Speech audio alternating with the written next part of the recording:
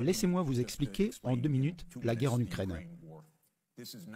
Il ne s'agit pas d'une attaque de Poutine contre l'Ukraine, comme on nous le dit tous les jours. Cela a commencé en 1990, lorsque James Baker, le troisième secrétaire d'État de notre pays, a déclaré à Mikhail Gorbatchev que l'OTAN ne se déplacerait pas d'un pouce vers l'Est si l'Allemagne acceptait l'unification. Les États-Unis ont ensuite triché dès 1994 lorsque Clinton a signé le plan visant à étendre l'OTAN jusqu'en Ukraine. C'est à ce moment-là que les néoconservateurs ont pris le pouvoir.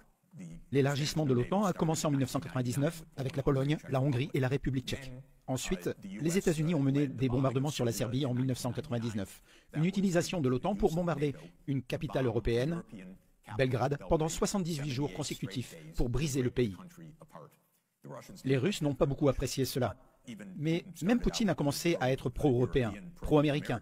Il a même émis le souhait de rejoindre l'OTAN, lorsqu'il y avait encore l'idée d'une sorte de relation et de respect mutuel. Le 11 septembre est arrivé, puis l'Afghanistan est arrivé, et les Russes ont dit « Oui, nous vous soutiendrons. Nous comprenons le fait qu'il faut éradiquer le terrorisme. » En 2002, les États-Unis se sont retirés unilatéralement du traité sur les missiles antibalistiques, ce qui a conduit les États-Unis à déployer des systèmes de missiles en Europe de l'Est, que la Russie considère comme une menace directe et grave pour sa sécurité nationale, en rendant possible une frappe de décapitation de missiles à quelques minutes de Moscou. En 2004-2005, nous nous sommes engagés dans une opération de changement de régime en douceur en Ukraine, la soi-disant première révolution colorée. Mais en 2009, Yanukovych a remporté les élections et est devenu président en 2010, sur la base d'une neutralité pour l'Ukraine. Ainsi, le 22 février 2014, les États-Unis ont participé activement au renversement de Yanukovych. Ils ont intercepté un appel vraiment compromettant entre Victoria Nuland et l'ambassadeur des États-Unis en Ukraine, Jeffrey Piat, qui était jusqu'à aujourd'hui un haut fonctionnaire du département d'État. Et ils ont parlé de changement de régime, donc créer un nouveau gouvernement. Ensuite, les États-Unis ont déclaré « Ok, maintenant l'OTAN va vraiment s'élargir ». Et Poutine n'arrêtait pas de dire « Stop, vous avez promis qu'il n'y aurait pas d'élargissement de l'OTAN ». Estonie, Lettonie, Lituanie, Bulgarie, Roumanie, Slovaquie, Slovénie, 7 pays de plus. Pas un pouce de plus vers l'Est, ont-ils dit. Le 15 décembre 2021, Poutine a mis sur la table un projet d'accord de sécurité entre la Russie et les États-Unis.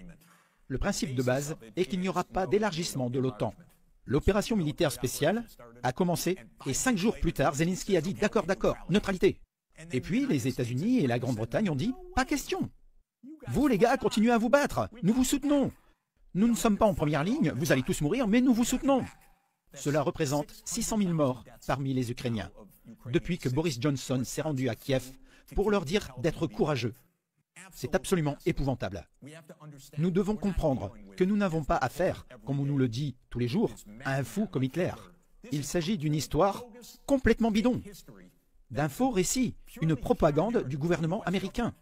Nous jouons avec le feu ici. Que Dieu nous préserve qu'une puissance nucléaire s'en prenne à nous. Je ne sais pas ce qui va se passer, mais c'est nous qui avons provoqué les hostilités. Se poser des questions, c'est bien. Ne pas s'en poser, c'est encore mieux.